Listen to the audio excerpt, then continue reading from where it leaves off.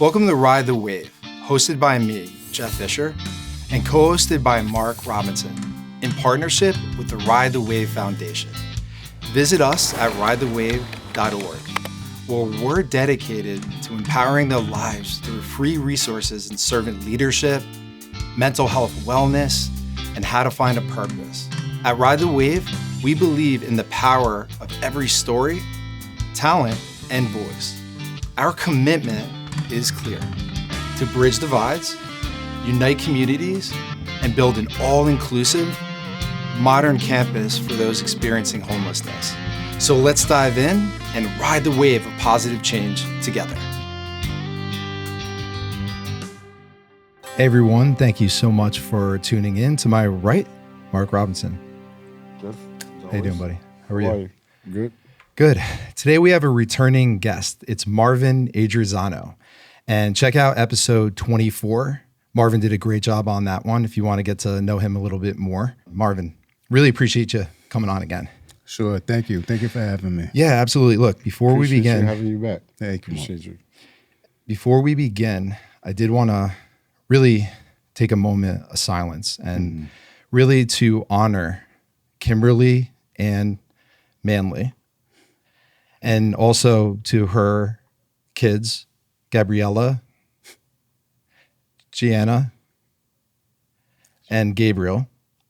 Really want to take a moment of silence because she had passed what is thought to be methadone. So if we could just take a little brief moment to honor them, because we're dedicating this episode. Sure. Thank you. Yeah, Thank of course. you. Just one.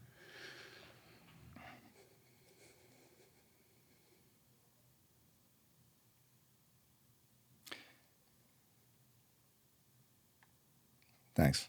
Yeah, really, Thank just you. wanted to make sure we did that because it's important. It's a really important subject. So Marvin, I'm going to let you start where you want to and let it rip. Okay. Thank you, everybody. Ride the Wave. Thanks for having me. And we're going to talk about a little about the thing going on with methadone. I'm going to give a little history of it, and then we'll just go into where we're at now. Yeah, and real quick, just we are not experts. This is all our personal research, not a direct reflection to Ride the Wave or anything like that, not doctors, social workers. So this is really a product of, our research, opinions, and things like that. And as well as speaking to people who have experience, with methadone and who've had either friends or family members who's dealt with it. So these are not our opinions or experiences, but people we've talked to, as well as Marvin. Exactly. Yeah, research. I don't know a dang thing, really. This whole thing with methadone, I've looked at it at a bird's eye point of view. My beloved was the one who went through this ordeal with methadone.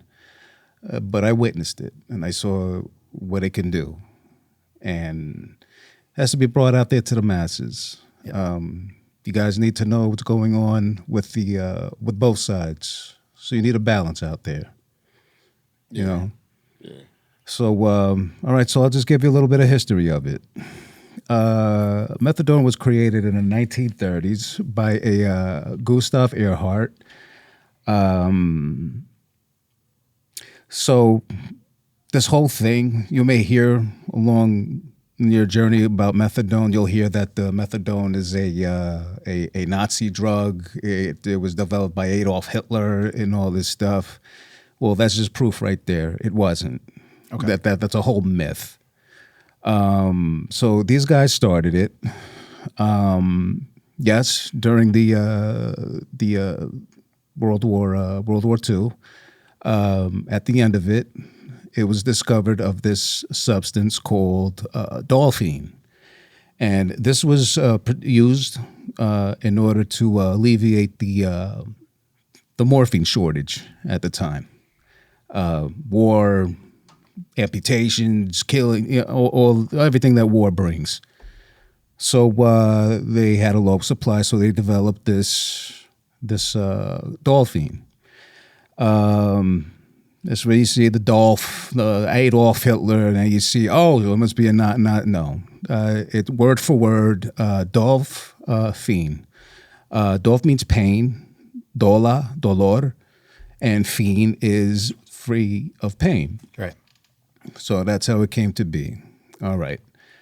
In 1947 is when it was put onto the market by Eli Lilly, pharmaceutical company that's still around today.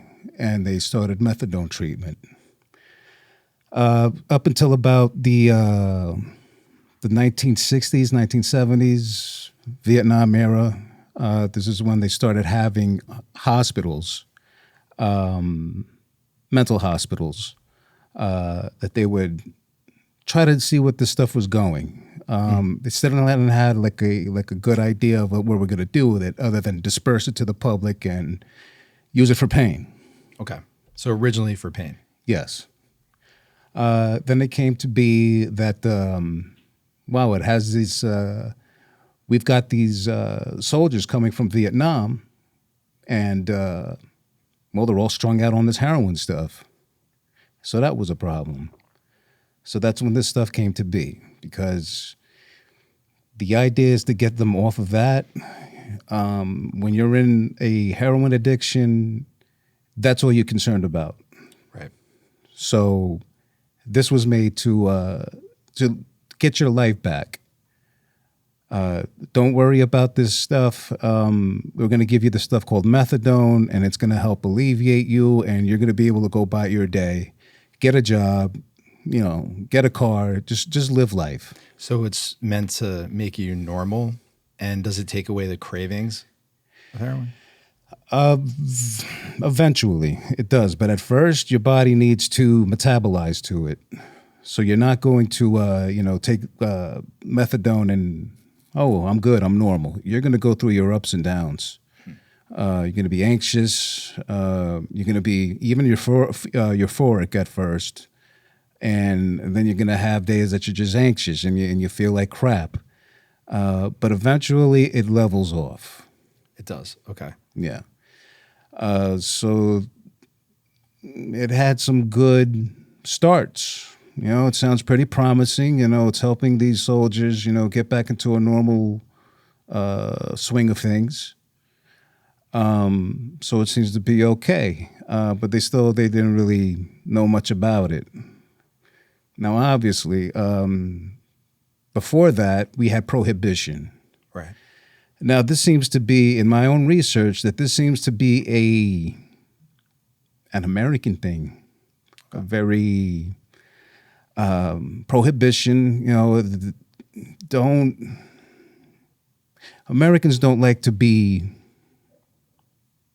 tied to anything as far as inhibiting their freedom and your independence.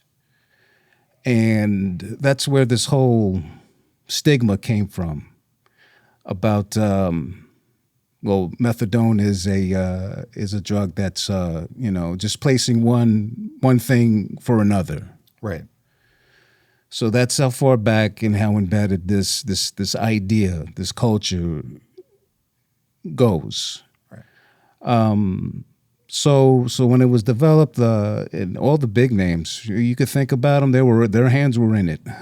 DuPont, Rockefellers. Okay. They still live on to this day. So I'm sure the product of methadone yields profit and a decent amount.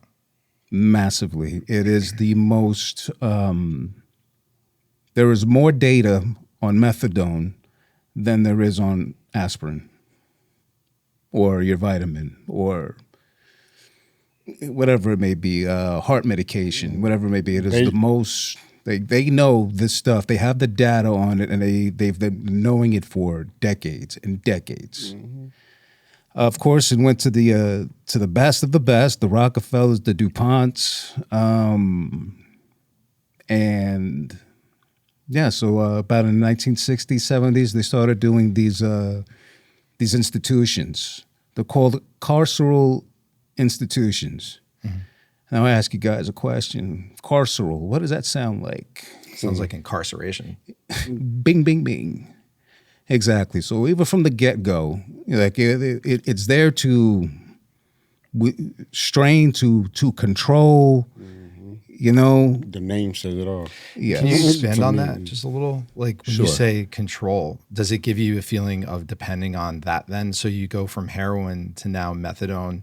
And when you say control, is there an aspect where you're just not yourself going through the motions or something like that? What do you mean by that? Oh, that's part of that's methadone 101. As soon as you go into the clinic the first day, you're going to lose any type of control, any type of structure that you may have at that point.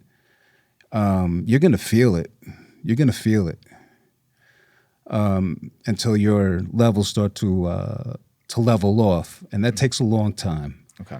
Methadone has a half-life, I believe, of 30 up to 36 hours, which means that after you take aspirin or whatever, that may last you 6 hours. Mm-hmm.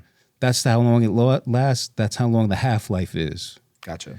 Methadone is 36 hours. So a day and a couple hours later, okay, as soon as you go after that threshold, you're going to be in withdrawal right then and there. So that half-life is being so mega strong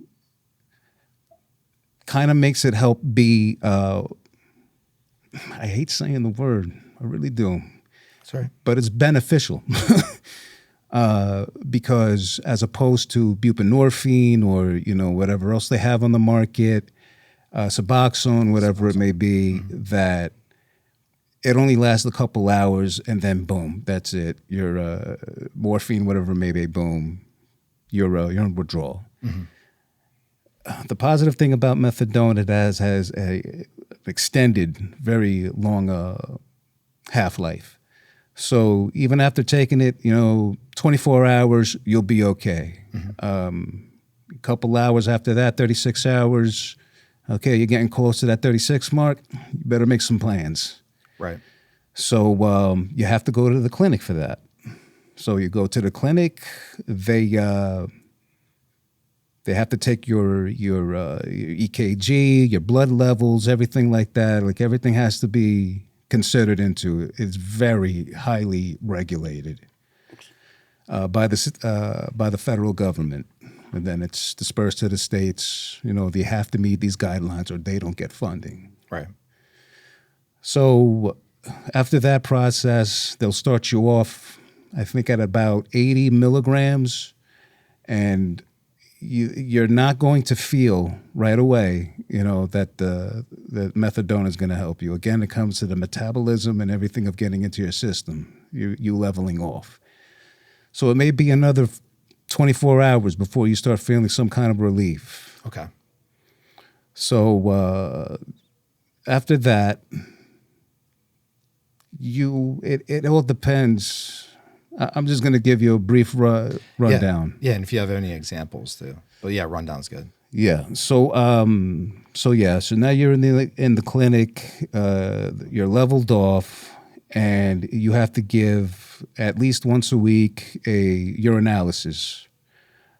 You also need to see a psychologist and a group therapy type of thing. You do that, but if you see a lot of the places that these clinics are in, you could definitely see, oh, that's right, I don't want to be here.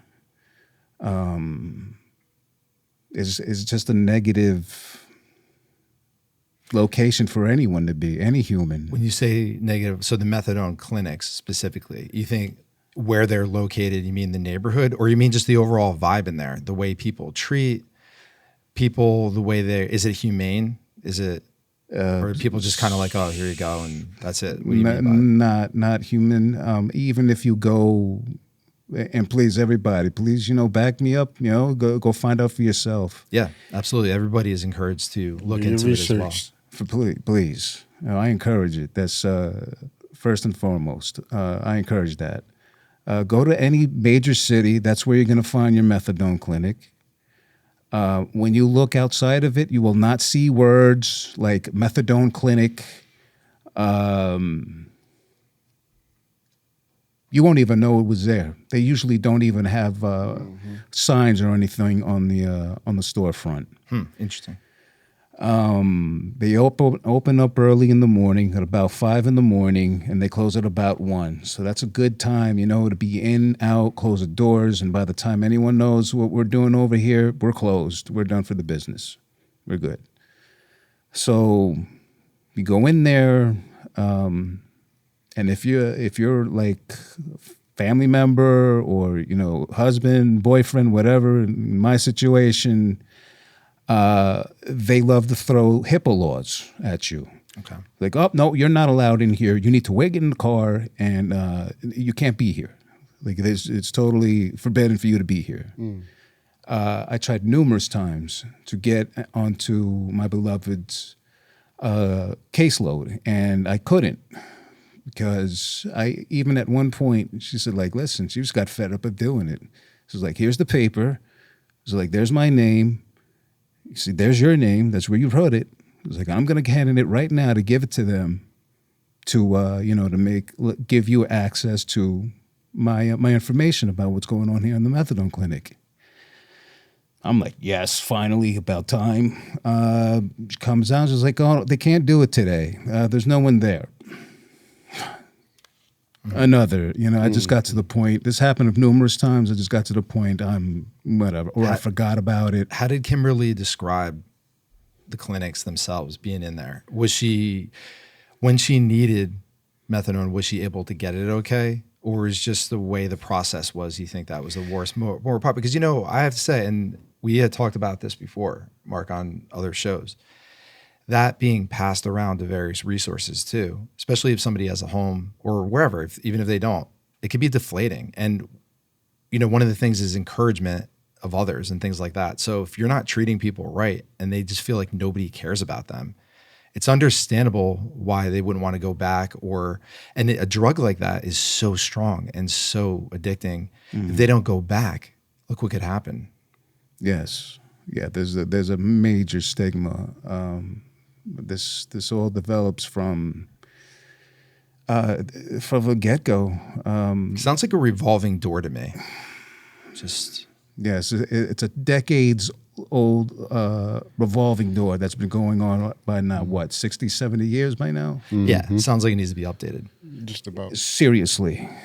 To what we're going on right now with medical advancements, microdosing, I'm sure you guys heard about. It seems to be very promising. Yeah, there's some studies coming out on that. Yeah. There's they have ones coming out with methadone as well, but that's still in its infancy. Because it's very hard to get any type of study out of that industry, bureaucrats, whatever it may be. Yeah, they don't want to, it's been working. Yeah, I guess what the specific dangers of it, other than the withdrawal, could be. From what I saw, witnessing it with my own eyes, weight gain, lethargy, tooth loss. Okay. I have here some too. Sugar. That is all you're going to eat is sugar. Supplementing one addiction to the other. I know some alcoholics that all of a sudden they were never and got sweet tooth. So that's also an addictive thing too. Yeah. Yeah. So so those are, aside just from the stigma of going into the clinic. Those are I've seen that. I've seen her lose her teeth. She had a sugar addiction and lethargic. It's an opioid, right? So, and I also looked, like you said, risk of overdose, cardiac issues, dependency, respiratory depression. Yes, I forgot about that. That's and also you go down half a heartbeat. Yeah, and it could be. There's a couple medications it could be mixed with. That's very not good. Yes, that could be deadly too. So it could be mixed with certain medications. Fatal. What would happen to somebody if they took heroin while they were on that? Nothing. Nothing. The idea is they have these windows of opportunity that they could do it after a certain amount of hours. I really don't know the a method of how they do it.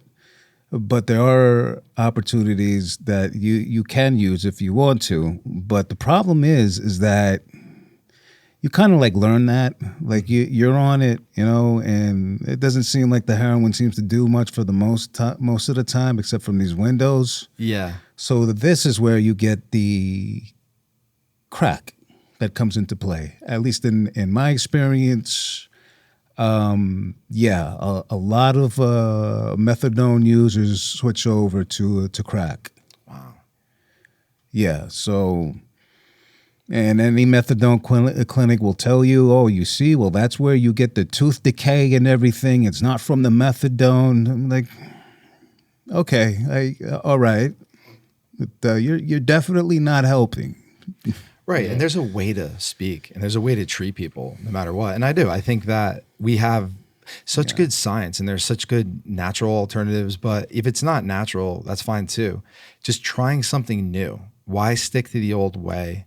Why continue to do this? And when you say that there's no signs and there's no, that makes me wonder a little bit as well, given the circumstances. So I hope that, and again, thanks for coming on, because I think education is first, getting the word out, having people have an understanding of what is happening. Do you know how many clinics roughly are out there? Is it a lot? I could, well, yeah, you can't even tell really, because it's not like you could open up a phone book and Really? What does it look like?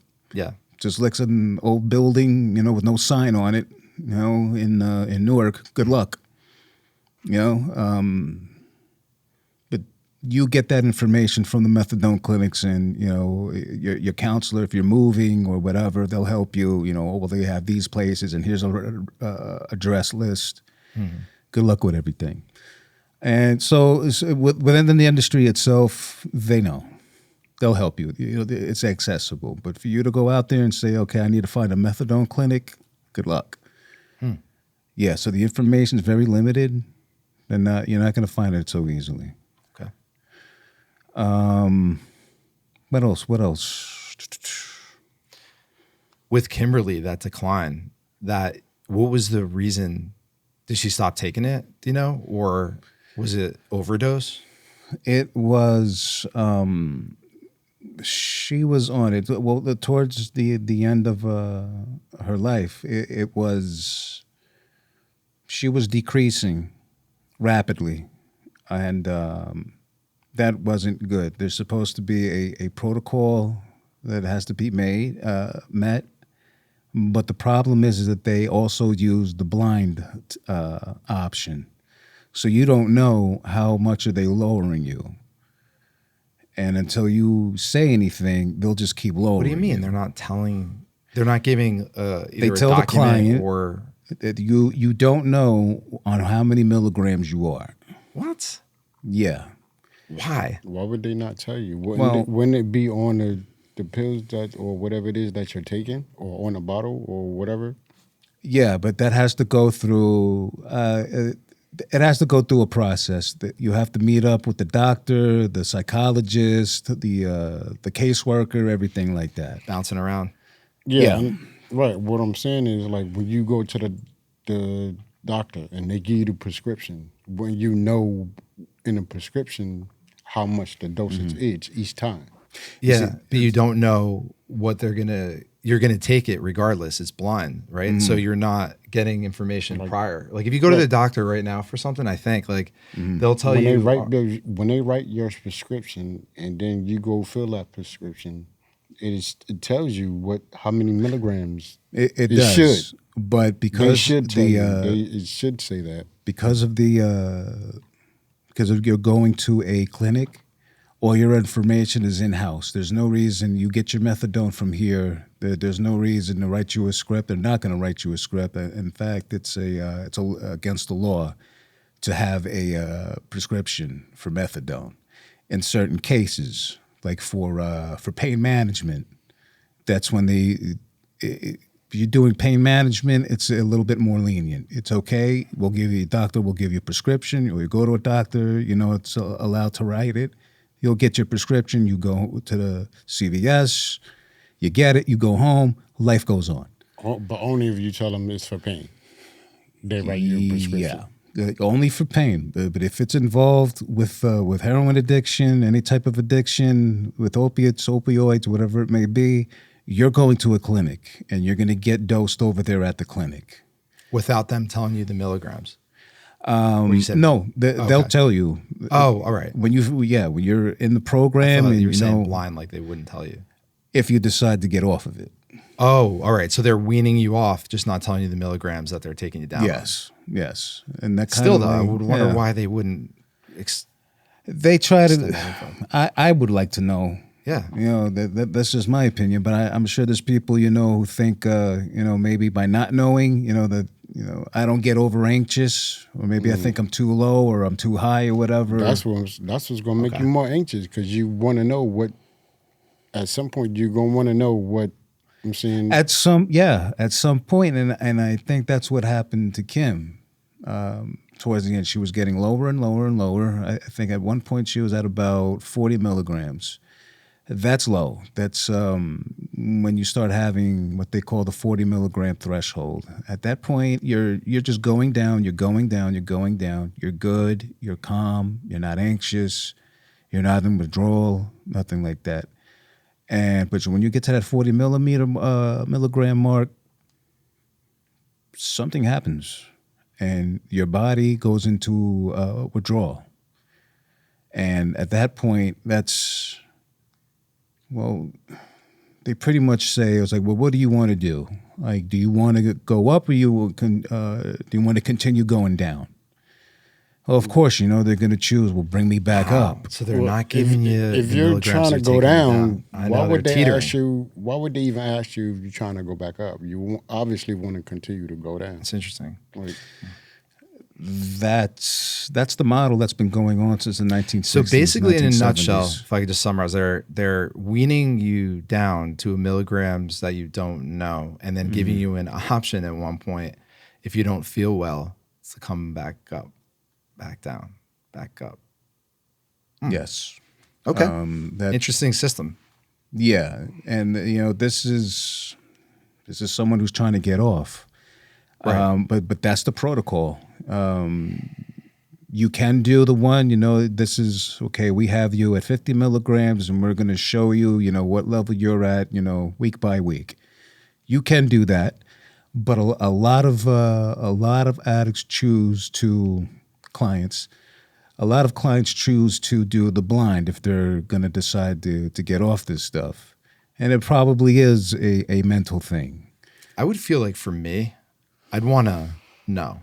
Yeah. I'd want to know the numbers. I'd want to see and ask questions, so you would have the right to say, all right, well, I don't feel well here. You're teetering me up. I want this milligram. You should have input in that. So I don't know. I don't understand why people would want to go blind like that. Yeah, but to each his own. Yeah, I mean, I get it, what you're saying. It's just something, I guess, personally, I wouldn't do. Yeah, I wouldn't. It wouldn't be my thing. I'd definitely like to know how much is going into my system. Doctors alone, too. When Carmela was on, we went into being on top of family and all that, with doctors make mistakes all the time. I recently had an experience, with my mom or something. It just happens. So you have to stay on top of things like that. So if they make a mistake or something and you're not seeing the numbers, it can be dangerous. There's a lot of not loopholes. There's a lot of voids. It's loose. Yeah, things are loose. Even before you get to that point, let's say you want to be on this stuff for the rest of your life. Okay, great. It's accepted. That's what you want. It works for you. Great. But every month you're going to have to go to the doctor to get the physical, and they'll look at your levels, and 9 times out of 10 they're going to ask you, oh, you're only at the 80 milligrams? Like, I think you would feel better if you did it at 160. And so they're going based on feelings, not trying to give you another alternative, or say, and you think that they'd be like, here is a little bit of a nutrition plan. Here's a little bit more resources. Here's some vitamins. Here's some ways you could exercise or help your body. It seems like they're just, here you go, in an environment that's not right for people. And then everybody's wondering why people are dying on the streets. Any town or any city in this country that is ravaged with fentanyl or heroin or any of this stuff, there's either incompetence or bought out corruption, because it shouldn't be happening at this time, and killing our kids and children and just destroying families all over the place. It's unacceptable. It's not. It really is. It's not a good system, and we need an alternative. There has to be more, not regulation. There needs to be an upheaval of the culture dealing with these substances. Like I said, I'm not a fan of methadone, and I'm definitely not a fan of the way that it's operated. But through my research and everything like that, like I have a reluctance of in my face. I'm sure of it. Yeah, there are people that could benefit. Otherwise, it wouldn't be around. And not to also say there's two sides. There's a reason why it's around, right, Mark? I mean, there has to be some people that have success with it too. So it's not to totally knock it, but the question is there another approach that can be taken? Definitely another approach, especially nowadays. Everybody's feelings counts. So do theirs. At that clinic without a sign on it. Like they shouldn't be treated like that. If a family member is waiting in the car and wants to come up and hey, what's going on over here? Yeah, have some kindness. They'll have a security guard over there in the cargo pants, and they just want to be like, no, go back to your car. You're just like, you're not allowed to be in here. Yeah, so they're rude. Yes. Okay. Yes. So that whole attitude needs to go, and they're making marks. Things are changing. Like about the microdosing. Yeah, what other, can you touch upon that? You mentioned some other stuff before, but what are the other alternatives? Yeah, you have buprenorphine, Suboxone, Vivitrol. This is you get a shot of it, and it's in your system. You don't get it for another month. Mm. There you go. You throw out the whole going to the clinic, and I have to see the psychologist, the psychiatrist, the group, and everything like that. Why does Suboxone, make it like you're on dope itself? It can make you tired, nod off, your eyes, certain things like that. Is it a form of? I believe it is a form of methadone. It's like it's a stimulator, I guess, right? It's it's the opposite. It fills in the receptor that the heroin would go to. So that's where you're getting your relief from. The difference between a Suboxone and a methadone is that a Suboxone is what they call a full agonist. It's not a full agonist. It doesn't go fully into the receptor. Suboxone is only a partial. Mm-hmm. So that's why it only lasts a couple of hours, and then you're like, bing, it's like, I need more, or I'm going to go into withdrawal. So that's the issue with that. These are temporary, short-term opioids that they're using. And that's the issue with these Suboxones. And yeah, they don't offer therapy, right? Or do they offer therapy? Psychologist? You're supposed to go, but you could also just get a doctor, and you'll be prescribed, Suboxone from your doctor for for a week, month, whatever the term limit is, and you're on your way. You don't have to go to nothing. You just go into your doctor. You got your script, and you're good to go. So that's the problem. You mentioned microdosing. You meant psilocybin. Yes.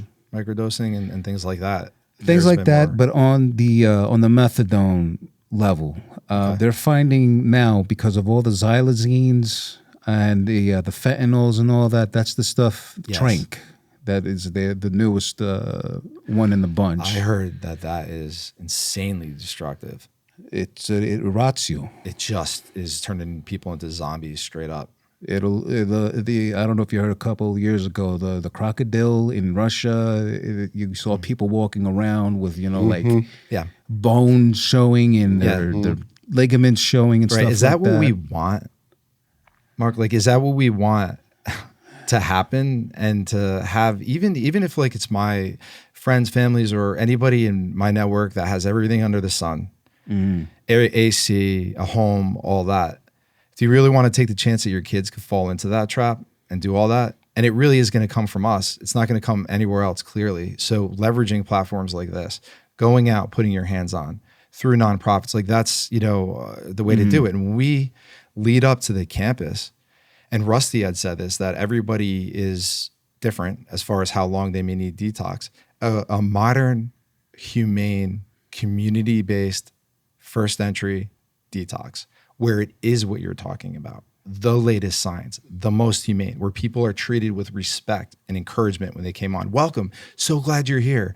Then a room, nice.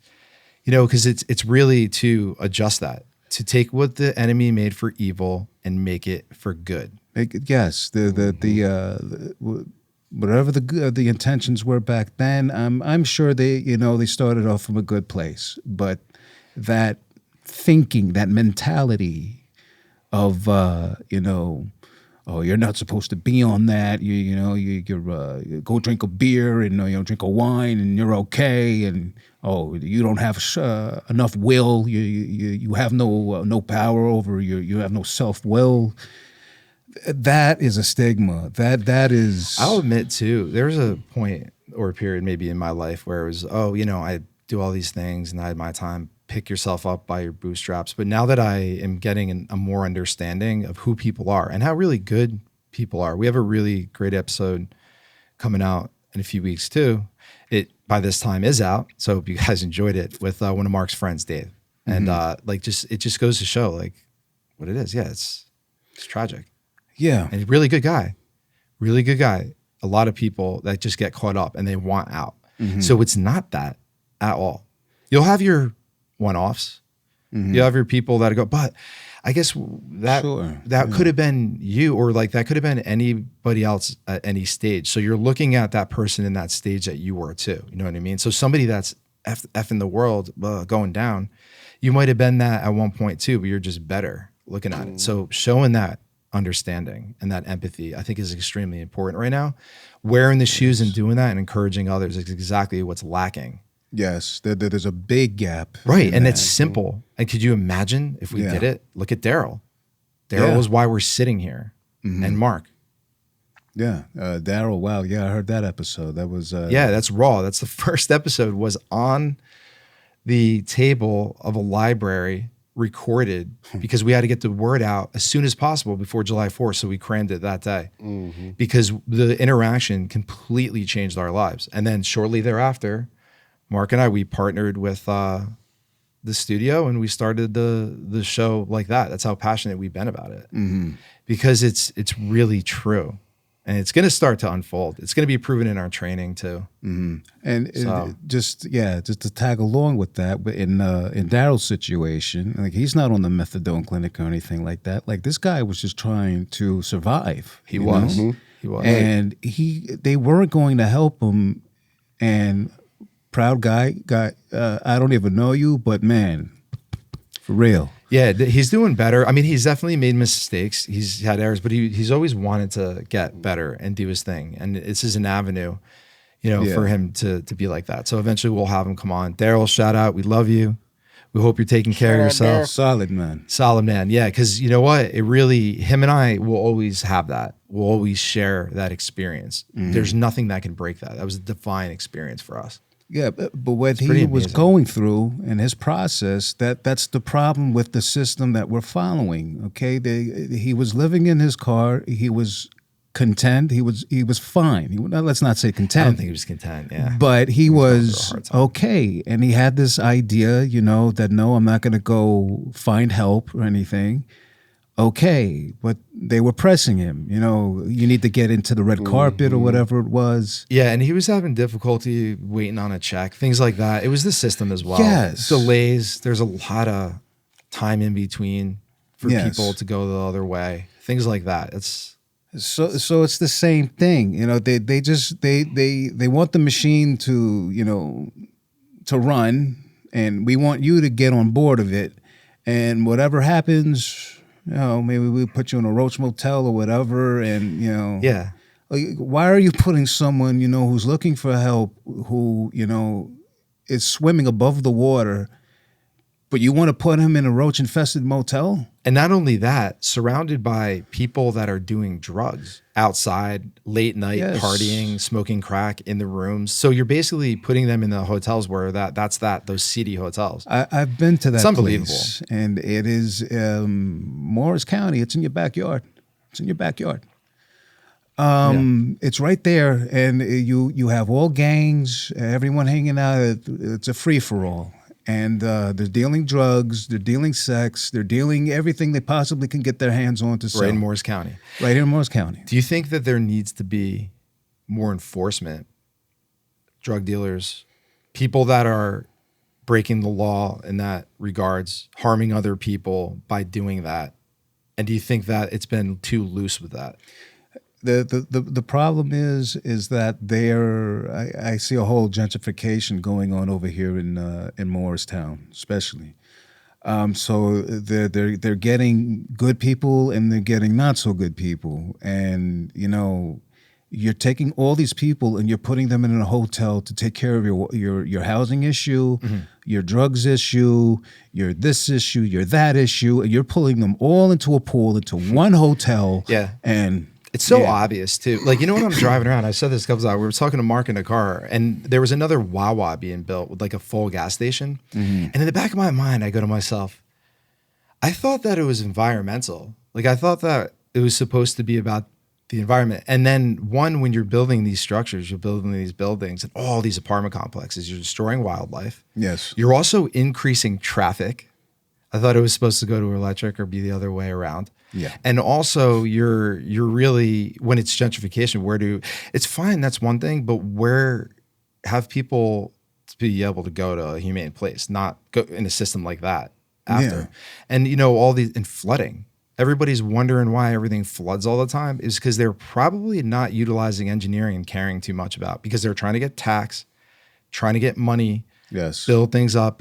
I'm surprised if eventually there's going to be a rent crash completely. Nobody's going to be able to afford rent. And what is it now? Like a one bedroom, a studio, I think is like $1,800 now. It's out of control, man. And it's unfair because I have now a foot into the world through Mark and, just through the foundation, and seeing it is something else, man. It's a cascade. Like, okay, we talked about the methadone. We talked about the Daryl's ordeal that's going on. And now it's going into real estate. And now you're kicking the deers out. You're kicking the wildlife out. And now you're building on flood zones. And that, it's just it's just really an example of where the priorities are. If in New Jersey there's methadone clinics that aren't signed and, with clear reasons to go in, or that type of system takes place, it's like, all right, what are you trying to do there? Yeah, it's obvious what you're trying to do. But it could be incompetence. Or I'm a spiritual person, that. Yeah. So I think that it's more. I think that is the way eventually reconciliation has to come. And I think there are things that have to take place there. But that doesn't mean that good people should stand by. And I think that it's really important for, people that are good and see it to try to help when they can, or show justice a little bit, respectfully and peacefully as much as you can. Education, everything that you're doing with your foundation. That's why this is so important. That's the only thing I see. If I put my feelings to the side and how I feel about methadone and the whole shebang, it comes down to education, is bringing that information out to the masses. That's the only thing that is going to save us. That's it. It's at the point, it's at the brink of tipping over. If we don't do anything about it now, we may never. The people that want to do good, that really want to speak about certain things, they're limited because, one, their peers are caught up in other avenues of these things that their peers feel like they shouldn't be talking about, or they don't want their peers to talk about. Yeah. Like I said, the good people that really want to do something, they're limited by their peers, what their peers are gonna say, what their higher ups are gonna say. They're gonna they gotta think about their job, they gotta think about their family, they gotta think about this, that, and the third. If they do speak on it, they're gonna lose everything. If they don't, then They, you know what I'm saying? Ref, you're gonna miss this cash Yeah, he cow. makes a good point. Mark Yeah. makes a good point there. I think you nailed it. It really is so that. it's like I do believe there are good people that really want to do it or want to speak out and do different things, but they're limited because of the stipulations that's and what's going to come behind it. Oh, I'd want to do that, but I got to get groceries. Yeah. I got to go pick my kids up. I have to, raise the kids. I have to go to work. What will people think? But, I don't know. I think that conversations like this, getting some more education, like you said, also Marvin nails it there, because that's the first, and it makes me wonder, like in those clinics, why you're not, I don't know if they give info packets or, a website where there's all the, what I mean? Point people in the right direction, and I think that we have to just stop for a second and analyze too. I've been to their websites, famous one in Patterson, another one in Passaic. You go to the website, it's the nurse over there swinging the stethoscope. Yeah, welcome. No, I'm not trying to be funny, but that's what they put on there. And when you go to the reality of it, is like you see no smiling nurse. You don't see a sign saying, "Hey, this is where you get your methadone. Come on in, welcome." None of that. And none of that. I was with my beloved for 10 years. Not one sign, not one smiling face. I could see it affects you. I know. Nothing. It's hurtful. It's inhumane and it's hurtful. Depending on where you go, in certain places and hospitals, this is what you see. Oh, hello. Just everybody with their head down, kind of in their phone, in their world, right? Not engaged or... I would wish for that at one of the methadone clinics. That would be nice. That would be positive.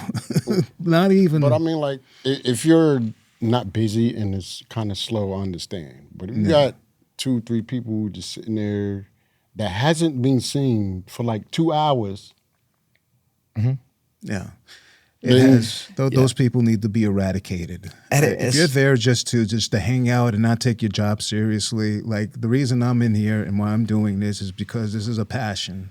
Yeah. This is something I believe in. I want to give information and be part of information that's going to go out there and provide to the masses to let them to know what's going on. Absolutely, I do, and very informative with everything. And I do think they need new alternatives and explore that. But I do think first it needs to be the other side, like somebody that's I've been so into growing up, and especially now we're trying to get into John Gordon companies and work with people in that space. And God would bless us if I could ever break that glass ceiling.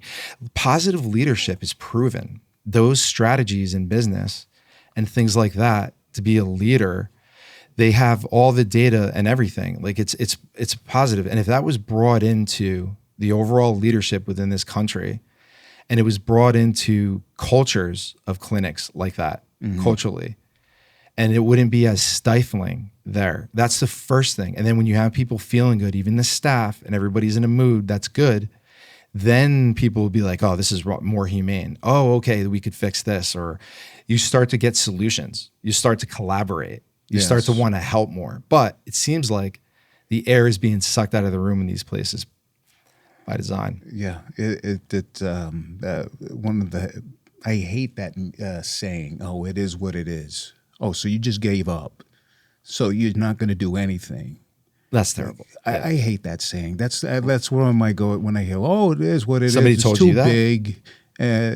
Yeah, and I use that saying, but I use it in terms of not caring about how people feel about me, what they think, what they assume, what they might. I'm saying I carry that saying in that aspect. Mark's sensitive. He cares. Not. Don't let him fool you. Not in the sense of.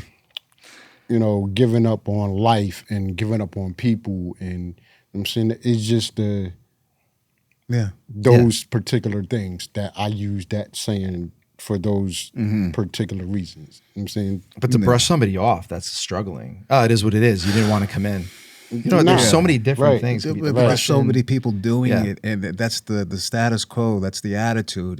It's too big for me to do anything about it. People need to wake up. We're also- out there. We're out here, you know, and talk to us. Talk to us. And one thing I do want to mention, because what Talk to was said, somebody, people in general. Yeah. You know what I'm saying? Connect with people. You know what I'm saying? Hear people's stories and, you know. Stop using your vulnerability as thinking it's a weakness. It's not. It's not. In order for us to have a communication with anybody, you need to open up. Stop trying to protect yourself and, you know, to defend yourself from being hurt, whatever it may be. Stop caring about what your peers think. Yeah. You want to do something right, it's do it. harming us. It is to the point that it's killing us, literally. Yeah, and you know, one thing just overall for the platform and Ride the Wave, I just want to make sure that here we encourage treatment. We encourage people going to what helps them. I think that's what our job is. You know, we have a platform, and you know we're in an industry that's it gives us access to these civil servants. Key word: servants. They want to serve. They want to help. You shouldn't have these councils, these big wigs, these corporations coming into civil service, making the rules, you know, for themselves. And from what I see, from what I've experienced, is for profit. Mm. You know, that has to stop. That has to stop. This is bigger than money. These are humans. These are lives that are on the line right now. Your relatives, your friends, right. People out there, no matter, you could be every color of the rainbow. Mm-hmm. If you want to do something right, do it. If you see an opportunity to do something, do it. You know, you got to go, and you want to, if that involves helping people in your goal, then do it. Yeah, it comes from the people. I agree with Mark. It's the only way. It is the only way. It's the only way from the community. That's why everything has to be community-based. Yeah. And to anybody that has children that I know, or just regardless, that are in a good spot, you know, you could do your best to parent a kid and all that. But if they venture off and they have friends and they go to Patterson or they go somewhere, that's there. Wouldn't it be better if it wasn't, to risk them going into that world? And it happens all the time. There's suburban kids that get caught up. Even when I was in high school, I graduated high school in 2000. Mm-hmm. And, you know, there was heroin, but not as prevalent, not as, you know, kind of like this. And fentanyl wasn't a thing, which that's a whole other subject. We don't have to get into it on time for that. But yeah, it's amazing. You know, so many avenues talking about, from the 2000s. I graduated in 97. Oh my God, I'm 45. Oh, you look like a young man. Good for you. Thank you. You look good. I'm going to roll with it. Edit that out then. Saying 45 like it's old. I'm 47. Hey, man. He looks young too. Yeah, you look young. My mom said you looked young. I remember she said that. Yeah. No, it's all good. But I remember that whole thing.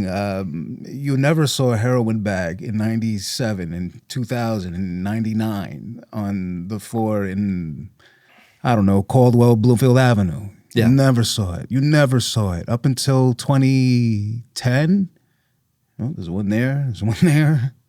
Now, they're all over the place. Little glassine, paper little things.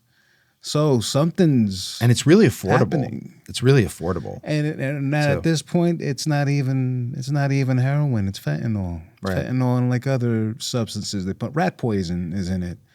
That makes you fall asleep. That makes you nod out. Jeez, so rat poison. It's not even heroin goes only to the affluent, to the people who can afford it. That's where it goes. Right. It doesn't go to the streets. The good stuff goes to the rich, to the affluent. Yeah, any pures. Yeah. Mm-hmm. It's a big mess. Even drug use. I found out on your own. Well, I've always known this. It's rich people. Sorry to break it to you. We know what you're doing in your house. No, but it comes from, I think it's all affluent people. I think it wouldn't matter. It's just people. I think it's a human thing. I think that it's just everybody wants to feel good. Everybody wants an escape. It really, whatever level it is of income or anything like that. But what we have to, I think, collectively try to find a in the middle agreement that we shouldn't have people the way they are on the streets doing what they're doing. I think that we could all sort of agree on that, no matter where you're at what level. Or there are countries that have it split right down the middle where there's just complete slums followed by rich. Is that where we want to head? No. But we can flip it. We can change flip it. What we need is a new vision. Yes. A new positive type environment for various clinics. And we need just, right, everyday average people to get out, whether it's every other weekend or something like that, put their hands on and just try to do what they can to help. Because people like Dr. Bo at Be the Change, New Jersey, we had Joe from City Relief. Organizations like that need to be filled up. They're the ones that are going to make the true change. So whether it be financially, anything like that, I think it's really, really important. Our lives are at stake. It's that serious. Yes. There could be all of this, everything we see. It's proven, actually, it can be. COVID is the perfect example. It could be taken away in an instant. And what we think is normal could be just instantly. So we got to really appreciate it too.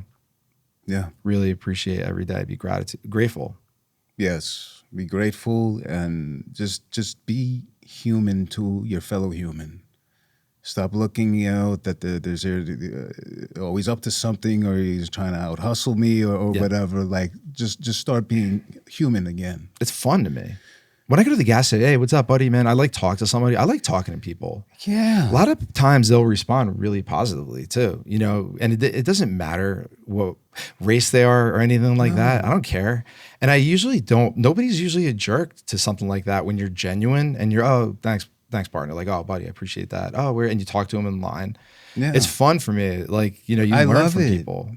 I love it. Talking to people now. Before I was, I don't want to deal with people. And now I'm, good morning. How you doing? At a Dunkin' Donuts or at the gas station. The people I don't even know. I just observe things. And I told a lady today at the Dunkin' Donuts, she's over there with her kid, entertaining as she's putting him in the car, putting the carriage in the back and everything. Keep doing that, man. Just being, happy.